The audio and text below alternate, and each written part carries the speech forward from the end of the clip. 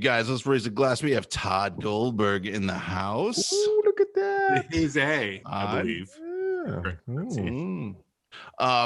All right, so listen, Tod, you seem like a happy and well-adjusted, but the stories within this book right here, the low desert, they're dark, they're bleak, they're hopeless. It's classic noir. But let me ask you something. Does the personality of the writer, you, matter when it comes to writing crime noir? That's a good question. You know, I think it does.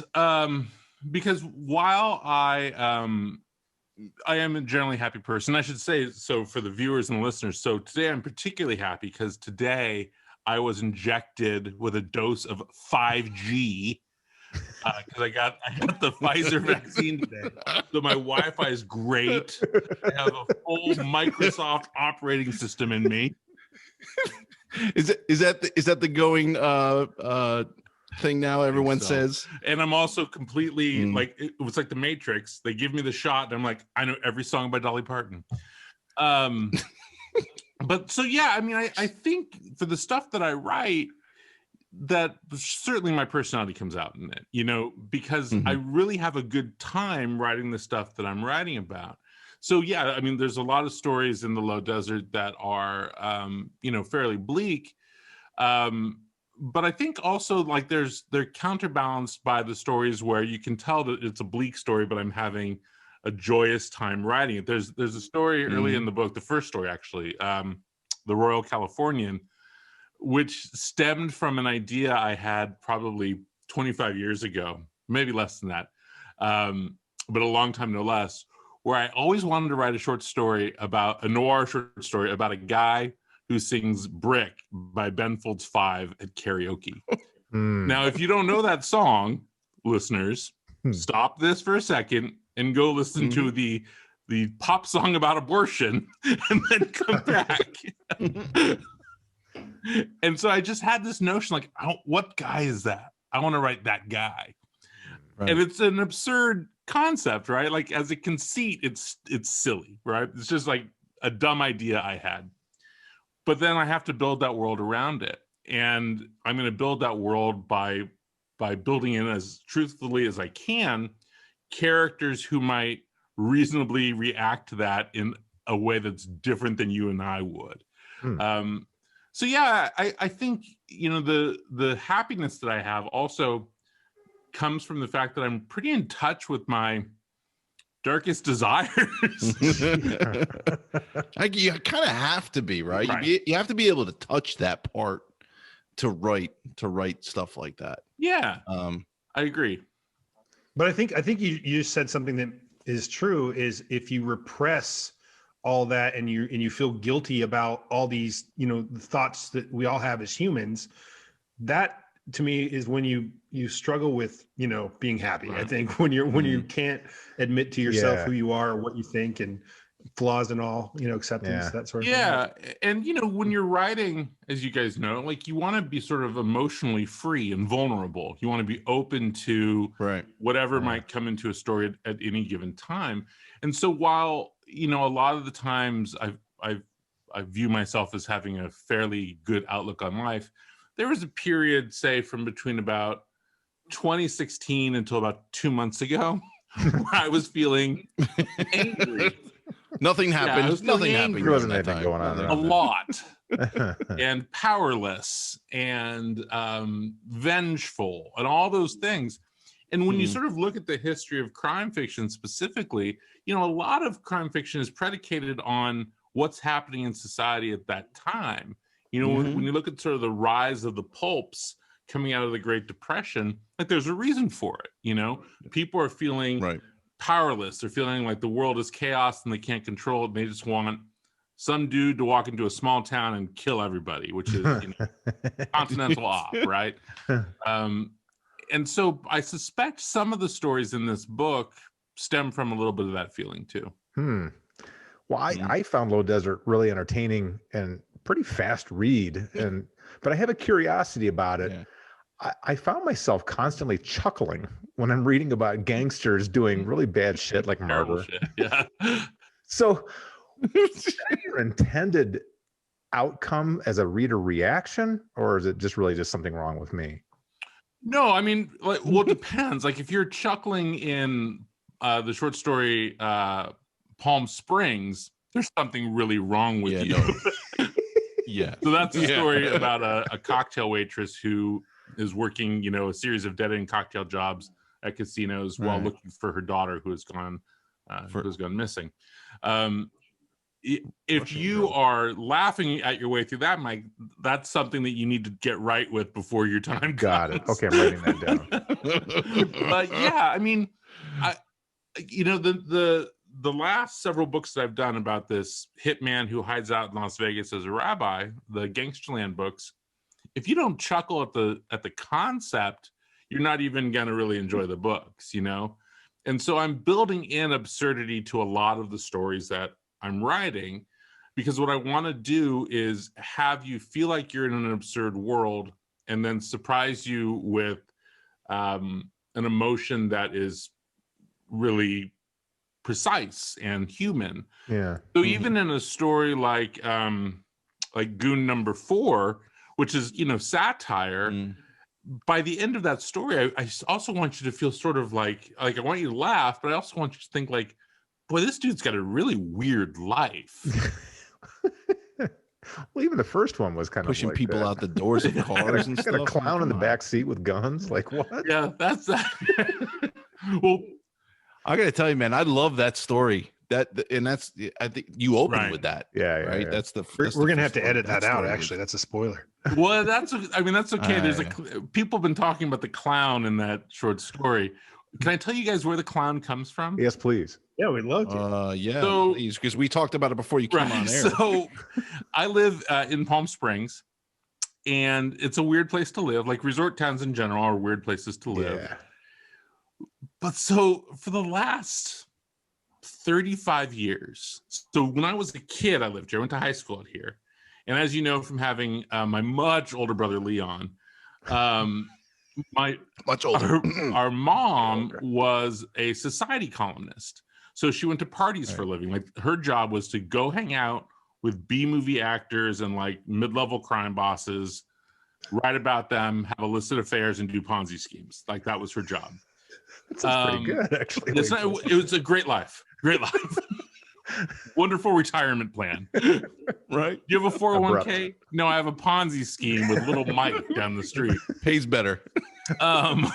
So from the time that I lived here when I was in high school, so I'm 50 now, so I was in high school from 1986 or 85 to 89, something like that. Even back then, there was this guy who dressed up as Harpo the Clown, and you just go to places like a restaurant or a bar or an event, and Harpo the Clown would be there. He doesn't talk. He's dressed in full Harpo the Clown gear, and he's just silent doing clown shit. And you're like, what is happening? Why is there a clown here? What's he doing here? And everyone just sort of accepts it. There was one time, guys, when I was young, and then I've seen it again several times since, where I saw Harpo the Clown and Fred the Hammer Williamson having a conversation. And I was like, what happened? Yeah, what just happened? And the Matrix messed up. I see the Hammer all over the place because he must live down the street from me. So that's also weird. I should have added him to the story. At any rate, now, you know, I moved back to Palm Springs 20 years ago, and I'll go into restaurants or bars or whatever, and there's that godforsaken clown. He has he'll just show up into bars and people take pictures of the clown, and he'll go off and do his merry business. He doesn't charge anyone anything. It's not like he's he's not working. He's not working. He's not there working. He is working, but I don't know who's paying him. No contractual obligations. Yeah, it's really weird. And then he's not singing karaoke. There's this one bar in town, a bar restaurant called The Nest. And if you guys look it up, listeners, viewers, look it up. It's always rated as like the hot night spot in the desert because it's open late and it has food after 8. But it's also like where people over 70 with HPV just gather. And you'll go there. So descriptive. And just to be clear, guys, I don't go there. I only go there if like a tourist is in town. They're like, we've heard about the nest. I'm like, well, put on a hazmat suit and we'll go over. But you'll go in there on a Friday night and there'll be a bunch of like octogenarians, like, you know, moving to Baby Got Back for reasons no one can figure out.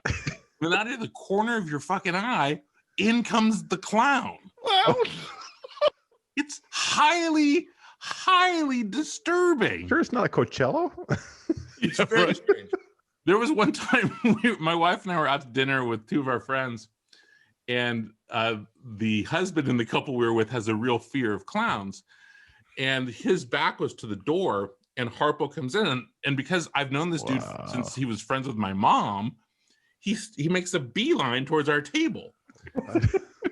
And like, so imagine you're just sitting there eating dinner, and you have a fear of clowns, and all of a sudden you look up, there's a fucking clown.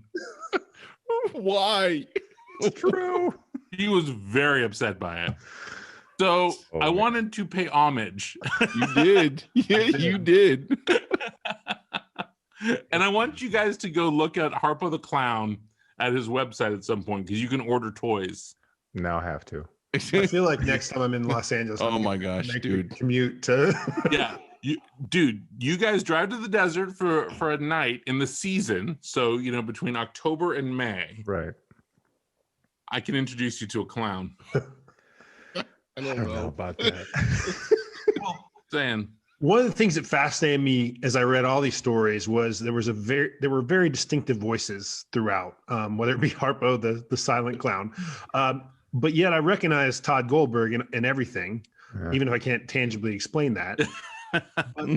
When putting together a collection like this, how do you get into the persona of each character? Well, part of it is sort of understanding the ebb and flow of a short story collection itself. So when I think of how each story is going to come, now, of course, I didn't write them in the order that you see them, but as I was writing them, I was becoming aware of how I was going to sort of stack the stones here. And so that voice also becomes a function of when something emotional happens.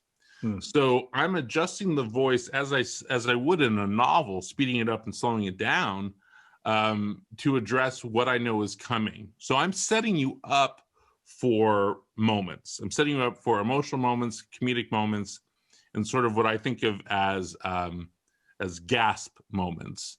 Because I'm hoping in this book specifically that there's a couple moments where you go, "Oh shit." And I won't reveal the spoiler, and you guys know what the one of the big spoilers is, happens late in the book about a character that you have questions about.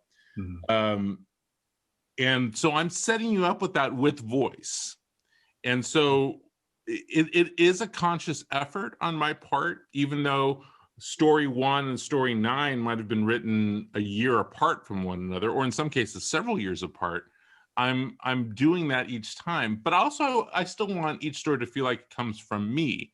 And you know, after 15 books or something, which I think is how many I've written. Thank you. Congrats. My back feels great from sitting right here my entire life. Chiropractor. I go every week. I think that, you know, my readers are expecting a certain kind of voice, and it's like what I think it was Mike that said he felt like he wanted to chuckle a lot. That's also something that's kind of hard for me, because I still want to be able to write stories that don't have any jokes in them. So if I'm using the same voice for a satirical story that I'm using for a serious story, I'm manipulating your emotions in a wrong way. And so that's why a story like, say, the title story, The Low Desert, doesn't sound like really any of the other stories, right, except for the ones that have that character in them. The sheriff lawman character, Morris Drew. But they're all pretty much joke free. Like, there's no funny moments in those stories. And I think that that's another way for me to keep the reader sort of unsettled.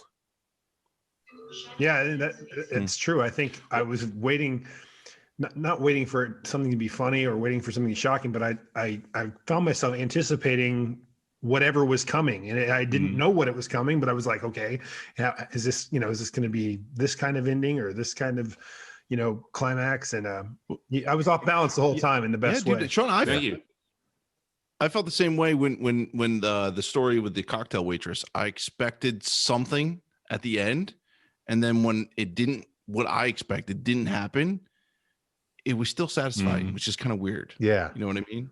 Yeah. But here's something related, Todd. Yeah, you've written both first person and third person perspectives in the Low Desert. Do you find it difficult switching styles? I know you said there's time in between the stories, but do you find it difficult switching, like getting in the head of one character and then looking at it? Yeah, it is hard. Earlier in my career, I used to write mostly in first person, and then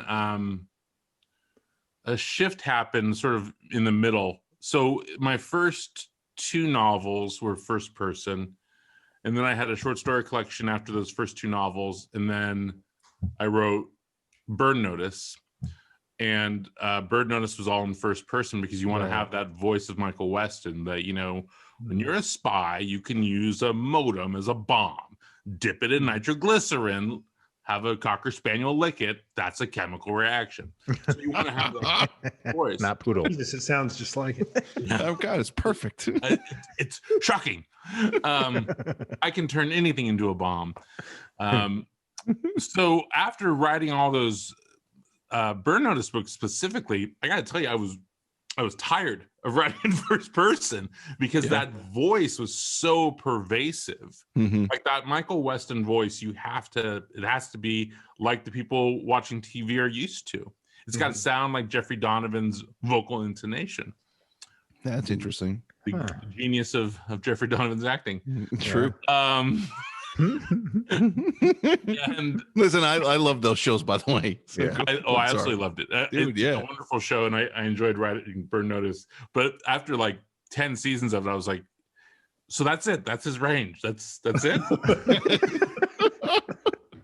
That's it. Okay. All right. And then when he was in Fargo, you're like, that's it. Yeah. So when I started writing Gangsterland and Gangster Nation, I knew I was going to write those in third person because I'd written a short story about that character in third person, and it had been an effective and easy way for me to write it. Writing novels in third is easier for me now because I tend to switch point of view. When I was younger, I didn't really switch point of view that much because I didn't really know how. And now it's sort of a function of being able to tell a more expansive kind of story in my novels, but also just like, oh God, I'm so tired of writing this character. Oh, I can go spend a month writing this other character, and I won't feel so bad, So in the short stories, as I was writing this collection, I would go back and forth. Part of it is the function of the story. Different kinds of stories require a different point of view, and I don't always know what that point of view is until I get about a page in, and then I'm like, oh, this isn't right as a first person story. I feel it's too narrow, and I tend to use first person now more often when I'm writing about a person who's a little nuts.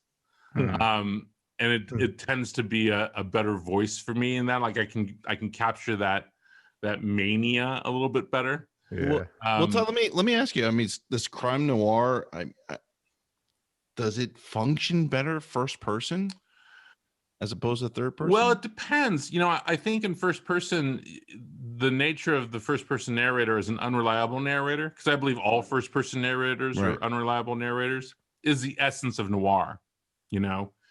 Third person requires some checks and balances. And I think that makes oftentimes, particularly short noir, a little too truthful. And so if you're writing something a little longer, that third person can be just as unreliable as first person can. But I think the nature of, the hard-boiled voice is a first person voice. But I also like to challenge myself and do different things and see if I can achieve those things using a third person voice too. We've kind of touched on it here and there, but you've written a number of books and short stories, obviously, that we've already talked about the lives of people living the criminal life. What elements of that existence fascinates you so much that you seem to be kind of focused in on that. And you know, and I don't say just you, but I mean, I think regular people, just regular day-to-day people, have the same not just you, but regular people too, Todd. Because we know Todd's a little different. I am a little different. You know, it's funny too, because this is something that Lee and I have talked about often over the years, is that Lee has always written heroes and I've always written anti-heroes. You know, he's always writing the good cop, or, you know, the amateur detective, you know, essentially. And I've always written the bad guy who's trying to be good, or the bad guy who's not trying to be good, but is trying to solve a problem, whatever it might be. You know, for me, I think I'm drawn to criminals because they're wild cards. You never know exactly what they're going to do. You don't always understand exactly their logic, and their logic is flawed because it's based on a flawed premise. Like, I should do illegal shit. That's a flawed premise. And so therefore it makes every interaction with that character potentially really conflict driven. So in the Gangsterland books, you know, about this hitman who hides out as a rabbi, you know, in every single scene, I want the reader to be concerned that the main character is going to kill the person that they're talking to. I want that in every single scene. I want that tension to be that line. It doesn't matter if he's talking to a man, a woman, or a Shetland pony. There should be fear, like, ah, shit, that's about to be killed. He's gonna murder that horse. Yeah, he's gonna fuck up that horse. Here goes the state fair. It's gonna become a glue mystery. Glue. So are horses actually made from glue, by the way, or is this a? I saw a meme about it. It has to be true. Is it has true? To be true. It's on the internet. To be. Do we know? It's on the internet. 100%. What's whiteout made out of? Like what? Badgers? Is that? Just ground up badgers. Ferret. Yeah, ferrets make whiteout. It's true. Well, have any That's of these a lot of whiteout? Have any real life gangsters or real life criminals approached you and saying, "Hey, you did this, or you wrote this, or you said this"? I mean, so I also know some people that have done some criminal things. So there's that, and so I hear from them and I ask them questions, which is important. But there was this was 3 years ago, I was doing a book event at the Mob Museum in Las Vegas. You guys ever been there, by the way? I used to live there. Because there is a mob museum in Vegas. I lived there for 10 years, man. Yeah. Of course. It's one of the first places you go. Oh, it's a great museum. You know, and my friend, Jeff Shoemaker, runs it basically. And so every time I have a new book out, aside from this time, I always would go and do an event at the Mob Museum. That's awesome. Yeah, it'd be fun. So I was at the Mob Museum and signing books and, you know, feeling very, very mobsterish because I'm in a museum dedicated to my craft. And a guy walks in and the ions in the room change. Like, you guys have experienced this, I know. Like, where you're like, oh, this is something's happening here. The like, music starts. What's going on? The Yeah, Matrix just reset. What's exactly. And he walks up and he says, I heard you on NPR this morning when I was taking my kid to work. And I was like, oh yeah, I was on NPR. He's like, you capture the way we talk really well in your books. I like that. You read that bit. I like that. You capture the way we talk. And I was like, what is happening to me? What? You just got off the red eye from Jersey. He's like, you know, I'm you know, and you know, when you were reading that passage, I really liked it. And then you talked about the research you do and the people that you met, and I really liked it. And I thought I'd come down and pay respect. And now, what's the book cost? And I was like, what's the nothing? $26. He's like, yeah, give me the first one, and then you're here for the second one. And I was like, yes. He's like, do I pay you? I was like, you know, I mean, there's like there's a guy. Talk to my guy. Yeah, I got a guy too. And he's like, all right. And I was like, can I sign this for you? He's like, yeah. Sign it to, I guess, just to Tony D. And I was like, of course. Hey, Tony D. And he's like, all right, good job. Walk off. I was like, what is happening to me? You were at a mob museum. Mobbed up. But yeah, I was at the Mob Museum, but I didn't think like they considered it their spot. Like, yeah, I'm just going to the museum.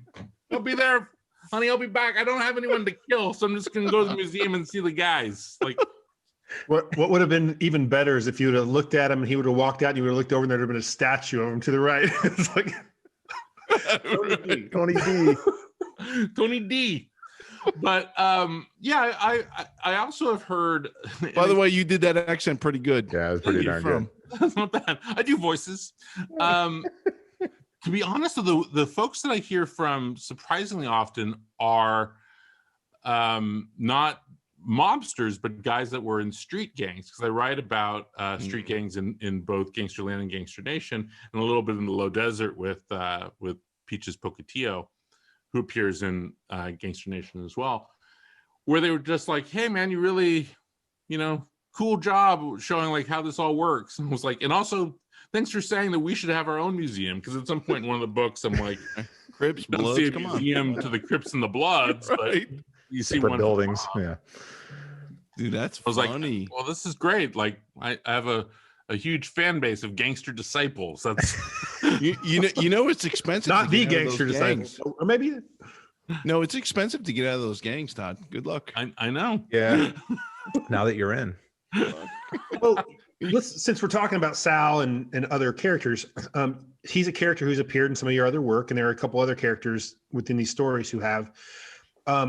There were a lot of characters whose narratives fascinated me and kind of whetted my appetite for more of them. Are there some of the characters who are new in this series that you think might appear in something in the future? Yeah, for sure. So the character Morris Drew, who's the main character of the title story, The Low Desert, he actually, I first wrote about him in a short story in the 1990s, and then he appeared in my novel Living Dead Girl, which came out in 2002, 2003, something like that, as a sheriff in the small town of Granite City, which is based on the real town of Loon Lake, Washington, where Lee and I have written about 37 different books to take place there. What's going on there, by the way? Well, we used to fish there. We'd go there every summer to fish, and it's this strange little small town 25 miles outside of Spokane, but it's also just like, crazy like militia shit's out there, good fishing and bad food, and you're like, and we would sit out there and we'd fish and we'd read crime novels all day long. And so we would also sort of imagine like, well, this would be a great place to set a crime novel, this fishing spot.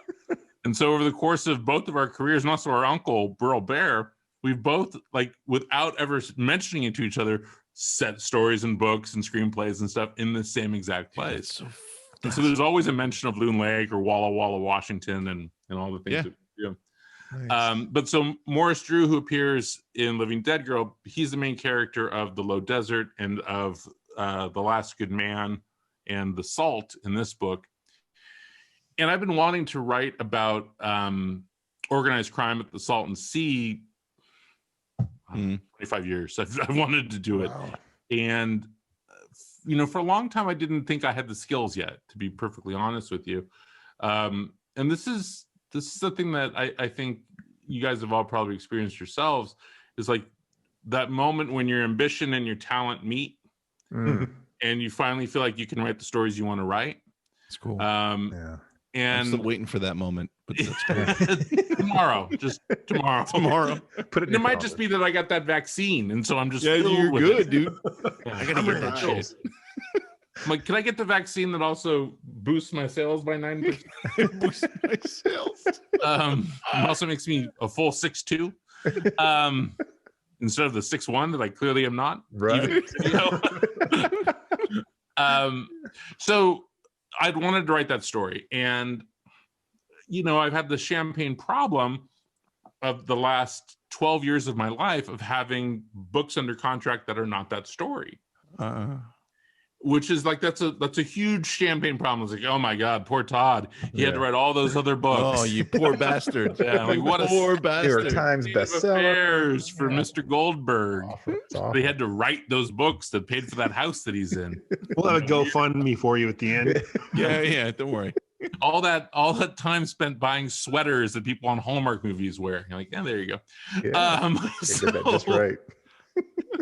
So we talked about Hallmark movies with Todd. We'll do that. Your brother. So when I sat down to do this book, I was like, okay, I'm gonna try to at least write the short story for the Low Desert, about like the 1960s there. And so I got about 10 pages into the story, and I was like, I think I got a television pilot here, actually. Like, oh shit. I think that this could be a pilot. And so I hit save and I called my film agent and I was like, hey, I got an idea and I'm writing it as a short story right now. What do you think? And she was like, speak of it to no one. It's a script. Tell nobody anything about this. Sean knows that. Yeah, just write what you're doing. Don't tell anybody. And I was like, all right. And so when I finished the short story, I wrote it essentially in a different style, as you guys could probably see if you looked at it, than a lot of other stuff in the book. And I wrote it in a way that is actually sort of more easily adaptable for me or for somebody else. And so I do see that as something I'll either write books about or do for TV. And I just finished adapting it myself. The book is already out, to folks who, might want to buy it. So we'll see what happens. Nice. But I was just telling the guys, I had to reread the ending of that to see if it was exactly what I was reading. Like, did my eyes really read it? It's like, is that how it's ending? Like, wait a minute, I got to go back. Like, what was that conversation? I'm like, holy shit, it didn't end that way. I'm like, that's awesome. So it's a weird little ending, but it's also, I try to end short stories on ellipses instead of periods. Mm-hmm. Yeah. And so it had me thinking, to like, all right, so what the hell is happening after that? So it's pretty cool. Yeah. But anyway, crime and violence, they're essential ingredients of noir. The world is built upon it. And an author wanting to write crime noir can't avoid it. Right. So your stories, although not all, they include murder, mutilation, broken bones, investigations into serial killers, kidnappers. But is there a line authors can't cross? Is there something too dark or too taboo that not even crime noir can handle? Well, I'm tempted to say, like, you can't kill a dog, because if you kill a dog, like, that's when the letters come. Like, you can stack up a mountain of corpses, set them on fire, and make s'mores over the fire. Right. Good. And people were like, visceral scene. I get it. Visceral. I get it. You clip a dog in the road while the guy is driving away. Like, how dare you? How dare you do that to the fabric of American society? Like, I've got a fucking pyramid of dead people on fire, and I'm eating toasted marshmallows on top of them. 12 dead prostitutes. Yeah, but you kill that dog? No. Kill that dog, it's like, that's a step too far. So, I think it's a good question, because, I do kill children in this book. You did? Yeah, I was surprised. Yeah, you did. Yeah. And I kill men, women, and children in the book. But I think, Todd, you don't it's not that you skirt it, you don't describe the killing. It's not right. It's after the fact. Gratuitous. It's not gratuitous. Right. Well, I'll tell you my theory on this, and I actually don't think anything's off limits, to be perfectly honest with you, but I think that there's a duty to be paid. I don't write about a killing that doesn't have an effect on somebody. I don't write about a killing that does not send a ripple out somewhere. So even in an absurd story like Goon number 4, which opens essentially with a guy getting killed, that death causes our main character to begin to reevaluate what he's doing in his life. Yeah. And so I never want to just write about a bunch of red shirts beaming down to the planet, getting shot. You're dead. Yeah. Because, like, I would watch Star Trek when I was a kid, and those red shirts would disappear, and I'd be like, well, wait a minute. Nobody cares about the red shirts. Are they going to do a funeral on the No. Did that person not, like, have a buddy that worked in engineering? No friends. He's the next guy going down, so that's all right. Kurt's got to bang some weird so, like, even then, I was like, does Scotty not care about Ensign, whatever the fuck his name is? And so, like, even as a kid, that would bother me. Like, why doesn't anyone notice all these dead red shirts? Don't wear the red shirt. Don't wear it. I mean, John Scalzi eventually wrote that great book, Red Shirts, but it's so true. It's like, someone, does no one notice the dead? And so I've always tried, or at least subsequent to sort of having an awakening about violence in the books that I'm writing, tried to make sure that if I drop a pebble into the water, that those ripples are going to make the shore, and someone is going to be affected by a death, man, woman, or child. And so in effect too, like, this book is about a ripple. So there's a short story where a guy goes off of a building in 1973. That's the pebble dropping into the water. That guy's death is the reason all of these stories exist. And so I'm paying off his death with all of these other spokes that have come out of his death. So that even his death ripples into the life of a cocktail waitress in Palm Springs. Like, it all ends up being connected in that way. So I don't think there's necessarily anything that's off limits, but I think you have to pay respect to the dead, and I think there has to be a reason for it. And I don't think that gratuitously killing women is a plot point. And it's one of those things that sort of disgusts me about crime fiction and thrillers sort of post Silence of the Lambs, because it's Silence of the Lambs that really set this forward, is the using of young women as a plot point for serial killing and violence and murder and degradation. That being said, I have a book called Living Dead Girl, whose cover is right behind me, and there's a dead girl. Sold pretty good, didn't it? Pay no attention to the There's lecture you're receiving. to all this. Yeah. But I mean, it was after writing that I began to have this feeling. And part of it is just about, like, recognizing how what we all do as crime writers, as thriller writers, has an effect on the way humans are perceived in reality. Yeah. And I don't want to be a party to cartoon death. That I want to make sure that when I do things in my books, even in something that's absurd, that it has some sort of larger meaning to it. Yeah. Well, let's step a little away from the crime scene here that you involved in individually. You worked with another one of our guests as a co-author, Brad Meltzer. Yeah. And so you wrote, what was it, Gangster Nation, The House of Secrets with Brad? Just The House of Secrets. House of Secrets. Okay.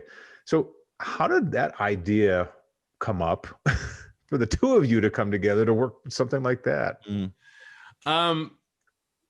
It's a somewhat convoluted, but not that convoluted story, which is Brad and I were both sort of weird places in our careers where Brad sort of was tired of having books where the reviews said, this guy does not know how to write a character. And I was kind of tired of having books where they said, this guy does not know how to write a plot. Oh, man. Let's put that shit together. And so Brad wanted to also start doing more co-authored stuff, which he does a lot of it now in nonfiction, and of course with his children's books as well. And he actually was friends with my brother. I hadn't met Brad yet, oddly enough. And Lee at the time was writing books with Janet Ivanovich. And Brad said to Lee, like, man, I'd love to do what you and Janet are doing. You know, who do you think I could work with? Can you think of anyone that would be interested in doing what I'm doing? And Lee was like, you know, you should ask Tod. Tod might be interested in it. And I think you guys would get along. And I was surprised when the call came. Like, Lee was like, hey, I was just talking to Brad about you, and he's gonna call you and see if you guys want to do a book together. And I was like, huh? What? Cool, I guess. So Brad and I got on the phone, and the key thing here is, like, every guy named Brad and every guy named Tod suffers from the same problem. We're named Brad and Tod. We are that's sly of guys in movies who are in fraternities. Brad and Tod. We were given the names of guys with popped collars. There you go. Yeah. All right. Let me just do it. Looking good. I'm there with you. Hold on, let me get that up there. Yeah. Where I got my khakis on too.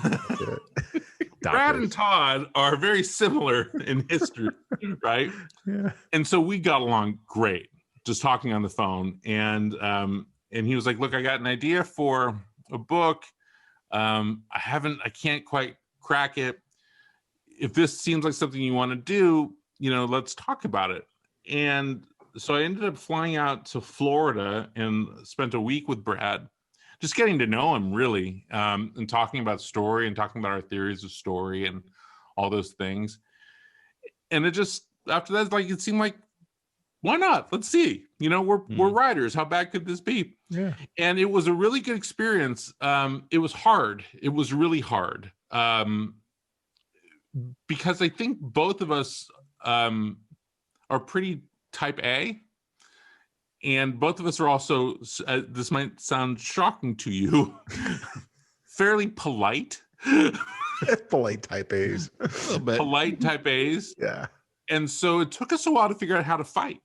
And not fight, like be angry with each other. Right. Yeah. Just be like, hey, man, like, if you put one more adverb in dialogue, I'm going to fly to Florida and I'm going to strangle you.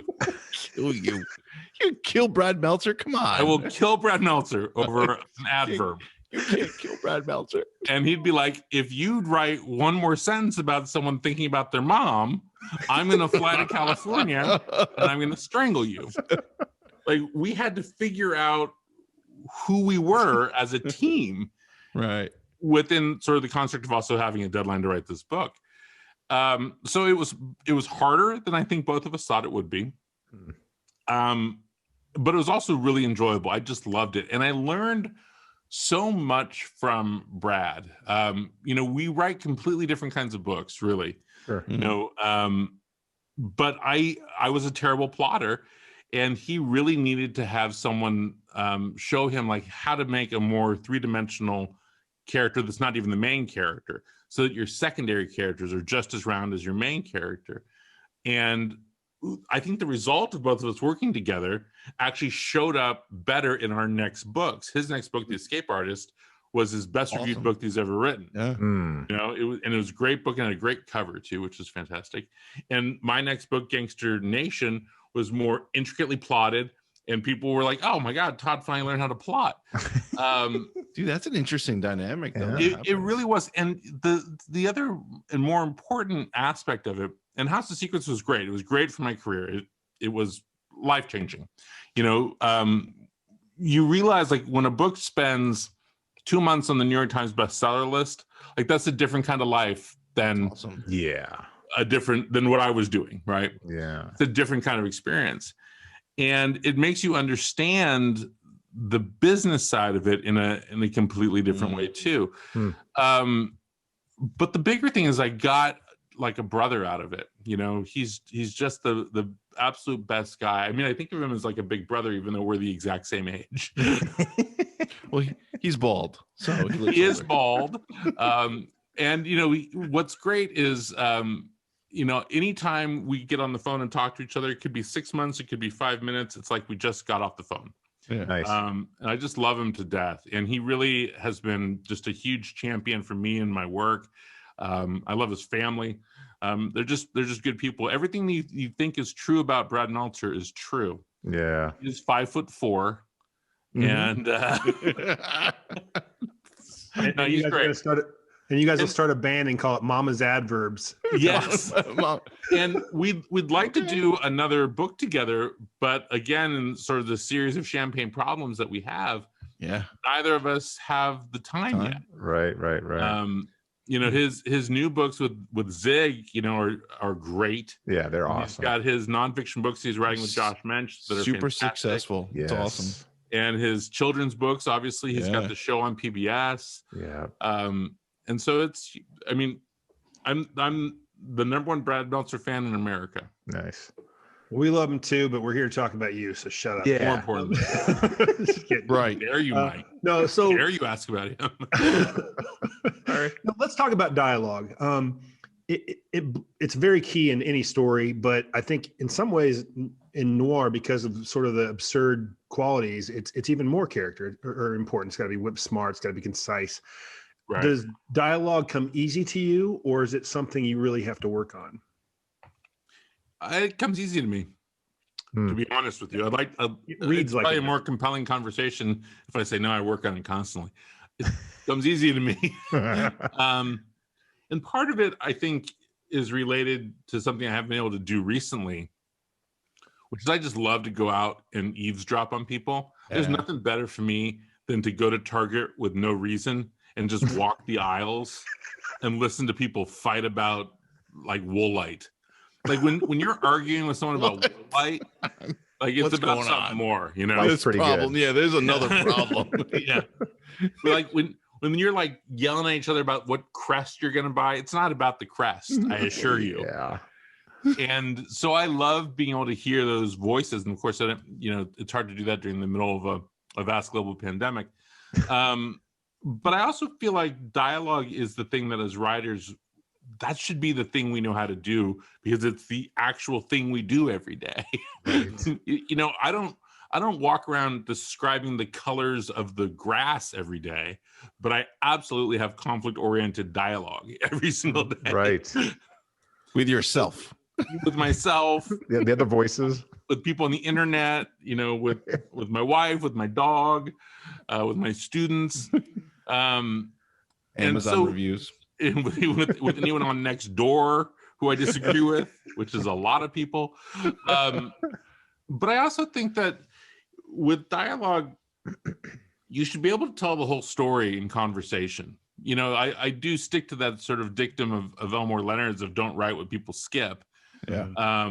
But that said, like, as you guys know from having read The Low Desert, there are some stories in here that are super dense and don't have a lot of dialogue.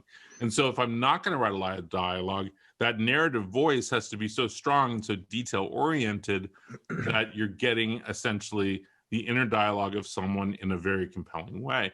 So I take both of those things seriously, the spoken dialogue and the conversations that run through our head like a newsreel. Right. They do. Well, there are no happy endings in short stories. No. In your short stories. None. Yeah, but I got to tell you, the way you ended them, and we talked about this before we went on air, they were satisfying to me, and I'm sure to everyone else who reads them. Sure. But did you find wrapping up, in particular these short stories, did you struggle with it, or was it easy? Endings are hard for me in general, like fictionally, interpersonally. I'm not great at goodbyes. But you gotta have that fatalistic like closing, right? Yeah, it's noir, right? So it's gotta be that fade to dark type of deal. Well, I got some great advice years ago. I'm gonna drop a name. You guys ready on this one? Here we go. You guys want to lock in? I'm gonna start recording it. Wait, hold on. Yeah. Now we have to start recording the show. Here we go. What? I was talking to Donald Westlake once. Whoa, look at you. You guys want to pause for a minute? What's his phone number? Well, he's harder to reach now subsequent to his death. He and Barbara Serenella have become harder to reach and less prolific. Unlike Tupac. He's not dead. No, he's not dead. As Mike knows, as a Vegas resident, Tupac might not be dead. Oh, yeah. He's not dead. Yeah. He might still be in front of the Marie Callender's on Flamingo. Donald Westlake said, because I asked him, you were always great with endings. Like, how did you know where to end a story or end a novel? And he said, I knew a story or a novel was over when I thought the reader could write the next page. Ooh. I like that. Really simple, right? But it's like it. Well, I almost did a lead. You did. Don't break that shit. We don't have any. Listen, our insurance company dropped us, so we can't pay for anything that's broken. But it's mind expanding when you start to really think about it as a writer. Like I have to have surprise after surprise after surprise after surprise. And when the surprises are over, that should be the end. When I've added everything up and the reader could write the next page, then I should be done. No, sometimes that means like I get 2 pages into something. I'm like, fucking Donald Westlake, man. That guy, like, where's he now? He's not. He doesn't have a deadline. And then other times it's the thing that late at night when I'm working, makes me make a change. Makes me go left when I could have gone right. Because I think when you make the choice to write about criminals specifically instead of heroes, you are making the choice to write about people taking an unpredictable path. Yeah. When you're writing a detective novel or police procedural or something, there's a path. Like, or even like a Tom Clancy novel, right? Sure. But there's a path. With a crime novel, you are predicated with a criminal as a main character. You are predicated on their emotions and their passions and their bad logic. And so you always have to do something a little bit different to get to that end point. And that's why I think, those who do it really well and have done it really well for many, many years. So someone like Westlake or Elmore Leonard or Daniel Woodrell, someone like that. They do it because their characters are so complex and driven by so many exterior motivations and internal problems that the reader can never quite figure out what they're going to do, because that character is still searching for the thing that's going to make them feel good or happy. Right. And I think about this as it relates to Daniel Woodrell a lot. He's one of my favorite writers. And I think because his books are so short and so powerful, he doesn't get credit for being a great master plotter of things. But when the main plot of a book like Winter's Bone is, you got to find your dead father or you're going to lose your farm, like, well, there's not a lot happening there. Right.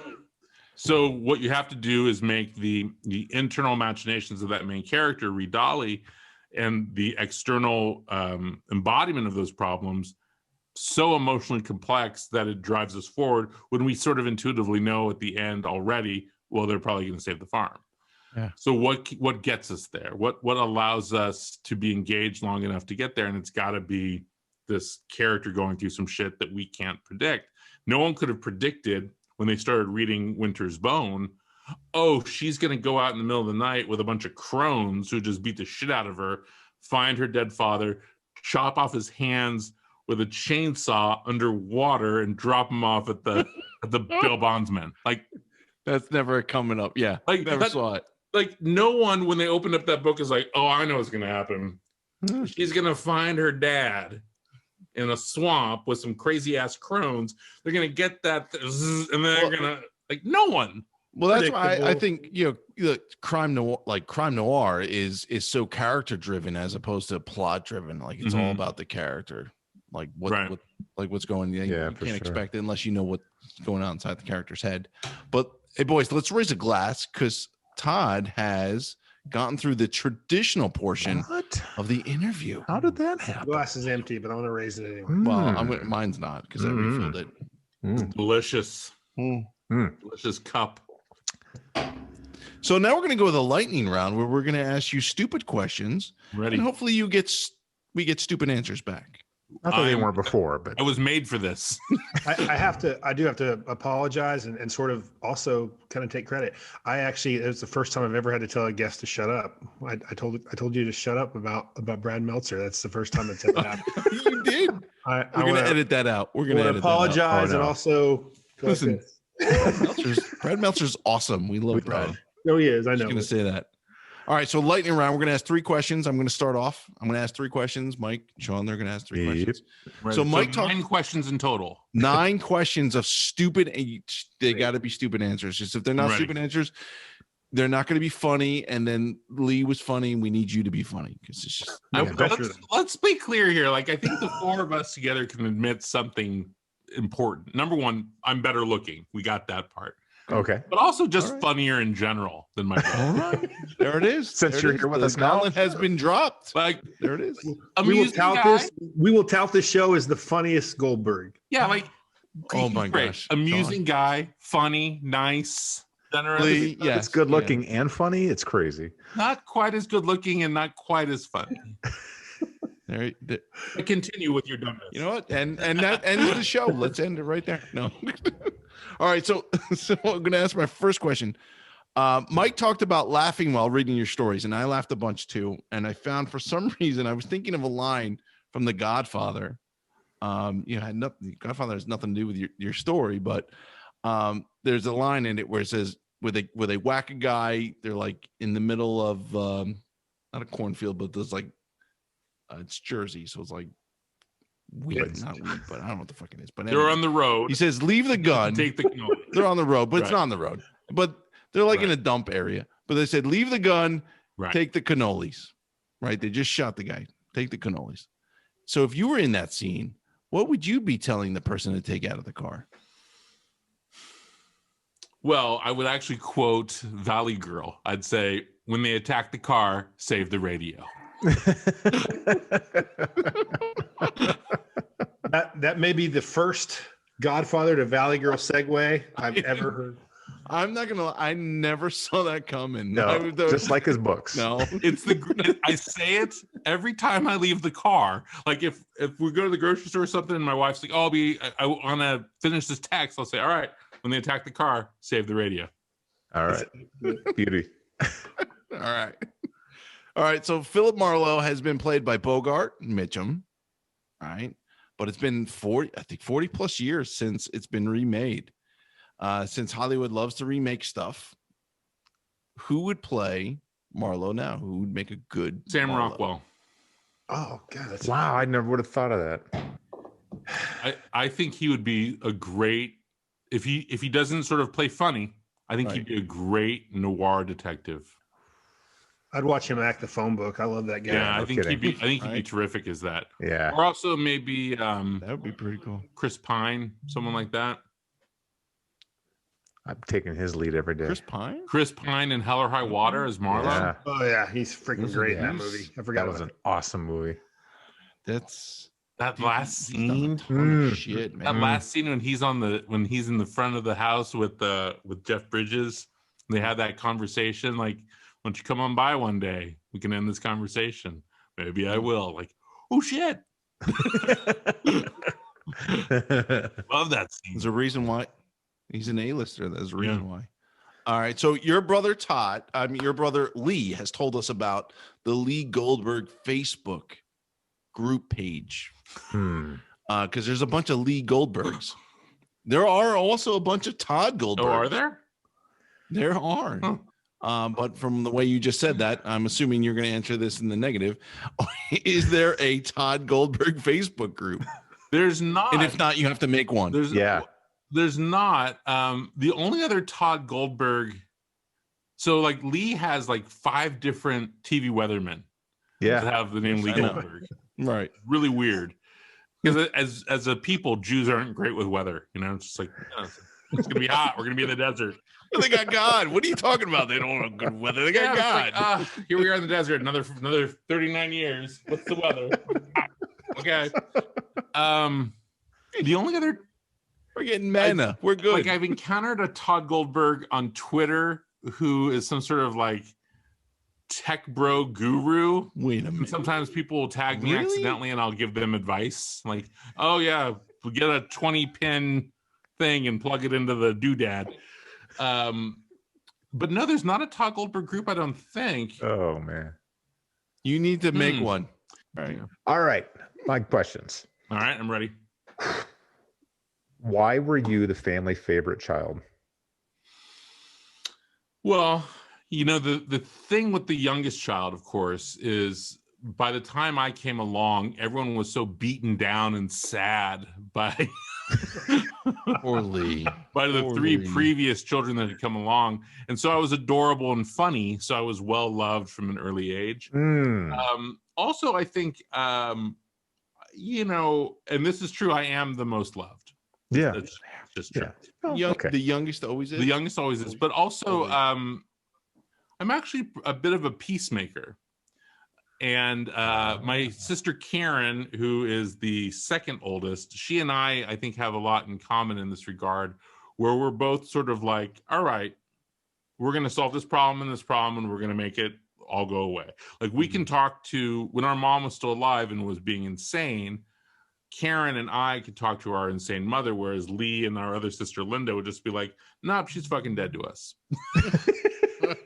Got to have both sides in the family. And I think that's probably what makes me as a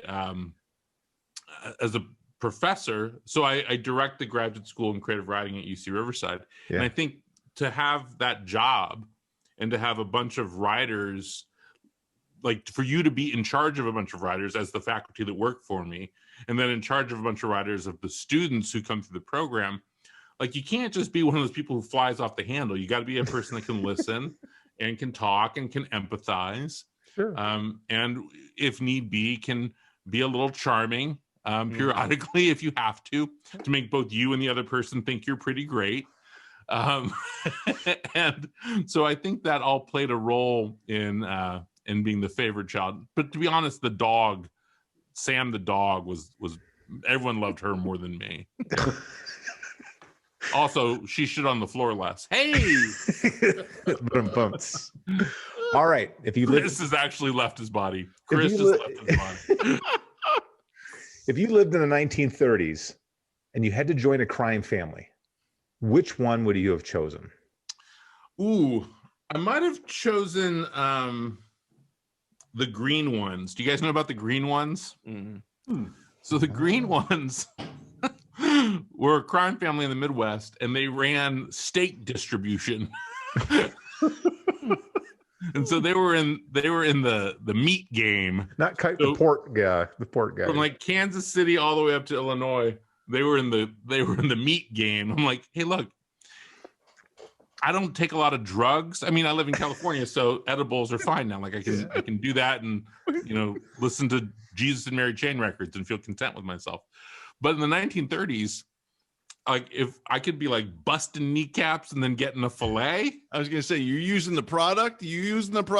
Yeah, like get me my ribs. Like I can get that. Like, I'm gonna be running the rib gang. All right. Well, then my third question is this. So if now you're a gangster, you need a nickname. What is it? Mm-hmm. Well, my students call me the Tod Father. Tod Father. I like that. That's actually perfect. You might be a little risking on that one, but yeah. Yeah. Although I've always wanted to be one of those guys who had a nickname that was just so simple. Like all those guys are like Fat Tommy, and you see him, it's like, well, yeah, Tommy's fat. Yeah. Or big nose Kate. But yeah, like so maybe they just call me like Tod the Jew. Like, oh yeah, he's a Jew. You can't be made then. Tod J. Tod the Jew. Like, oh yeah, we go to him for the Jew things. For Jew. Like what kind of Jew things? Google. A brisk. Well, I'll kind of records.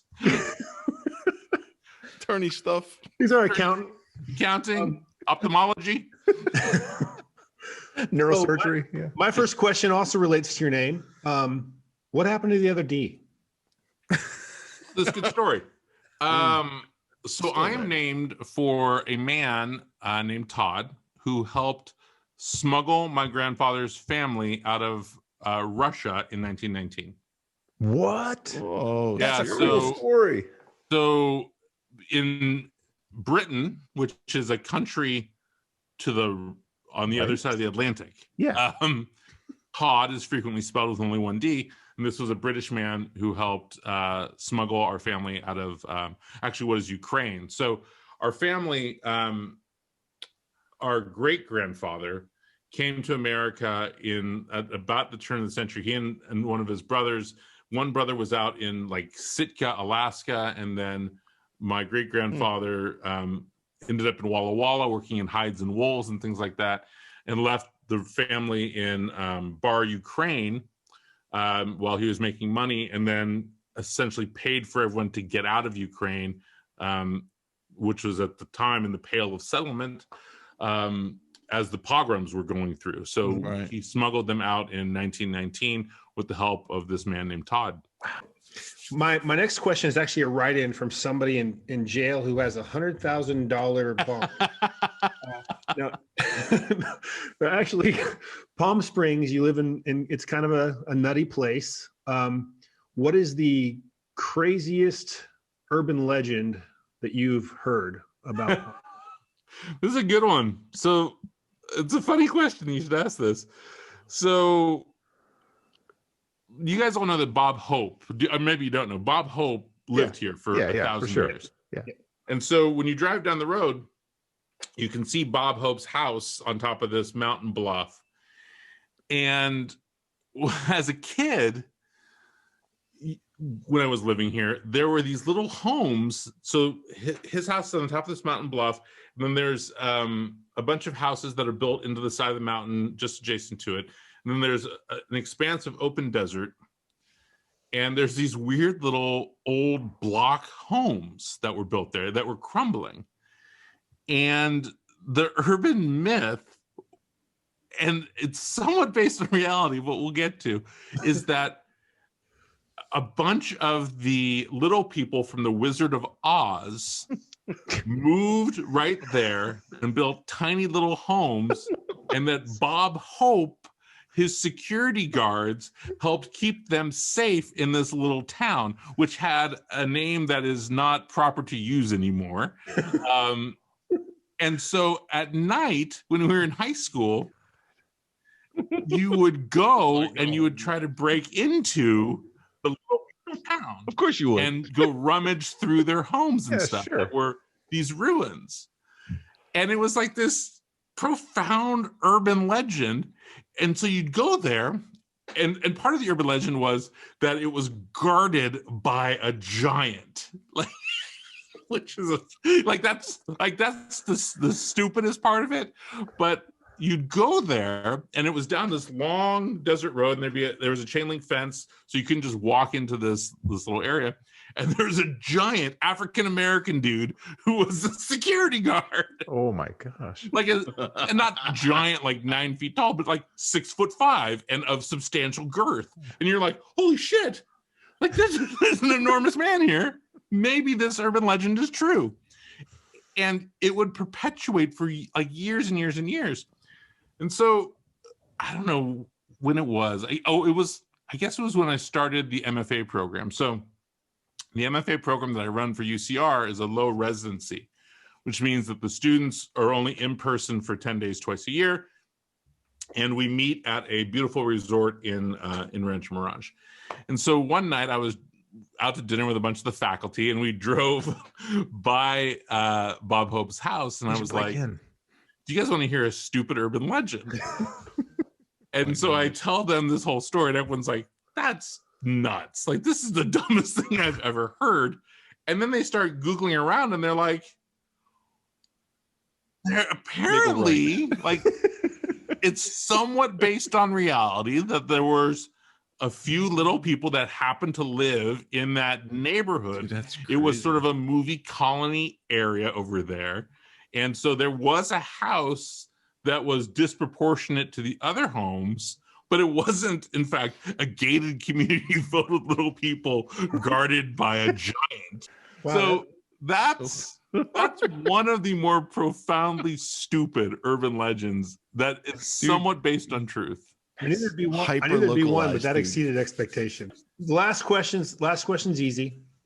If there's one single thing Lee would not want you to say during this interview, what is it? Wait, come on. Nobody's going to watch this show. No one's watching this. You're good. Just say it. The thing about Lee, of course, is you have three sisters. Share a trait, which is I'm going to tell you the worst thing about me so that you don't find it out. Yes, yeah. I was gonna say open book, that guy. I mean, the dude wrote for Dolphins on his own accord. He did admit that. Right? He gave it a personality. Yeah, he gave a dolphin a personality twice. Yeah. And the guy said he got it wrong. Right. The showrunner. Was that for Flipper or for Sequest? I don't remember. Flipper, I thought. What? Lee, I don't think had a single drink of alcohol or made a poor choice until he was about 50 years old. And so he started drinking lemon drops in his mid 50s, like 5 years ago. No, that's not normal. And he'd say things like, and I'm gonna when I speak of my brother having his own dialogue, this is the voice I use, because he gets a little high pitched. He'd call and he'd say, "Todd, let me ask you something. When you drink, do you drink to be calm or do you drink to be elated?" And I'd say, "Sometimes I just drink because it feels good." And he'd say, "Well, I've started to drink these lemon drops, and I tell you, it really puts me to sleep at night in a really great way. Like I just fall right to sleep. And have you ever had a lemon drop?" I'd say, "Well, since I'm not a 24-year-old girl, no, I've not had a lemon drop." Poorly. He'd say, poorly. "Well, we go to Mastro's and they make the best lemon drops there. I'll just go there, I'll get a steak, Valerie will get a steak, and then we'll just drink lemon drops the entire time. It is like just Mickey Mouse." And I'd say, "You should try it with scotch." And he's like, "Oh, scotch is disgusting." So this is the prelude to a larger story. Oh God. So we have an uncle named Uncle Stan, and Uncle Stan is a wealthy man. Uncle Stan used to own the Seattle Supersonics. Oh boy. Oh, okay. Which is a good job. Not a bad. And so whenever we go up to Seattle, like for book events or something, we always stay with Uncle Stan because he's got a great house right on the water. And so one time, this was like, I don't know, 15 years ago, Lee and I were up at Uncle Stan's, and Stan says, "Hey, I've got a bottle of like 100-year-old Macallan. Oh my God. Let's open it up." And I'm like, "Let's open that up." Yes. Let's absolutely open up the 100-year-old Macallan. That's a stupid statement, right? And I'm like, yes. And also, by the way, you can always just say, we're doing that, and I'll say yes. And Lee's like, "What's that?" I was like, "Lee, it's gonna be scotch that's so smooth, it's gonna be like drinking like movie theater butter popcorn or popcorn lemon drop. Like, that's how smooth it's gonna be." Like, "Well, I don't really like scotch." I was like, "Stop speaking." Stop speaking. Uncle Stan, who loves us, is gonna bring us a bottle of scotch that costs more than your house for us to drink. Like, we're in the cask of Amontillado right now. Don't fuck it up. And so Stan brings it out and he pours it. I take one sip and I see every age I've ever been. Like, yes. Like, I'm coming out of the womb. Oh God. I'm 15. I'm 25. I'm 30. I'm 100. I'm stardust. Like, I see the possibilities of human life. And God. I see God. Yeah. And Lee takes a sip and spits it out. Oh my God. $500. I don't think we can have him on anymore. Spits it out. It's like, "Oh, this is terrible." It's like drinking wood. Ah! And my uncle is like, Did he stab him? Did he stab him? And I'm like, let me go ahead and let me grab that from you. Oh my God. What is wrong with you? You're the younger brother. What is wrong with you? Like, "That was terrible. That was just horrible. What? Get me a lemon drop." I'm like, Uncle Stan just gave us a sip of what a different life could be like for us. And you spit it out. You can't get closer to God. What are you doing? Like, sometimes, like, you'll get a bottle of Macallan 30, right? Like, someone will gift you a Macallan 30 and you'll be that's like, not sometimes. That's a rarity. Yeah, that's like, it's a special occasion. Like, oh, someone died and you both hated that person. Yeah. Someone buys you a bottle of Macallan 30. It's smooth. God. It's great. It's delicious. You don't drink a lot of it. It's a special occasion. Macallan 100 or whatever it was. It's like, oh yeah, and the only time that this is released is when the Shah has been deposed. Dude, I don't know how we end on a better fucking note than that. And Lee sounding like Pinocchio. We now the drunk Lee sounds like Pinocchio. I'm a real boy. I don't drink. Guys, let's raise a glass. Todd, you exceeded. Oh yeah, Liam.